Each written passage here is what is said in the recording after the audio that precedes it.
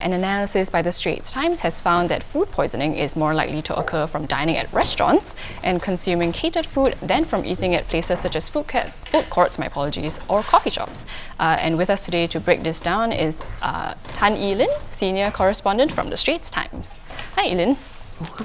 Hi. Let's talk a little bit about this study. What metrics did you guys use to come to these conclusions? Okay, we used data that was compiled by the National Center for Infectious Diseases. It's under MOH, and what they've been doing is compiling data on food poisoning, amongst others. And we were particularly interested in this set of data showing us where people were poisoned. Did they suffer from food poisoning after eating at restaurants or catered food or food courts or coffee shops or hawker centers? So what we did was we averaged out data covering 4 years from 2014 to 2017, averaged out each year how many such cases, and then we compared, and we also used data from the Singapore Food Agency on what are the total numbers of these food establishments, and we came up with these percentages, these odds. So what we found out was that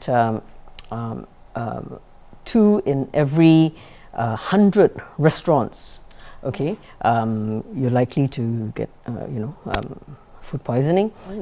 Those are the odds, and the same for catered food, but for food courts and our coffee shops, the odds are every 5 in 1,000 stalls, and then for hawker centers, it's two stalls in every 1,000. Wow. Okay, so.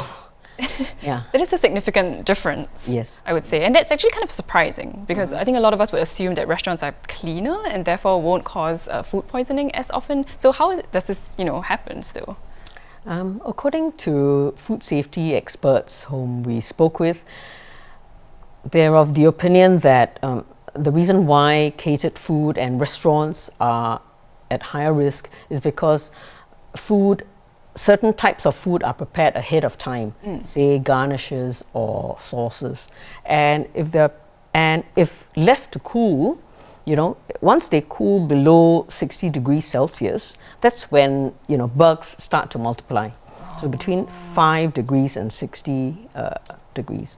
So really, so what ought to be done is for food suppliers, retailers to ensure that food is constantly, heated above 60 to prevent this, bacteria from sitting in. So that temperatures actually makes it different from restaurants because hawker centers tend to serve you food immediately when it's hot. Yes, that's so right. That's why steaming hot, and then also because you consume the food immediately. Right.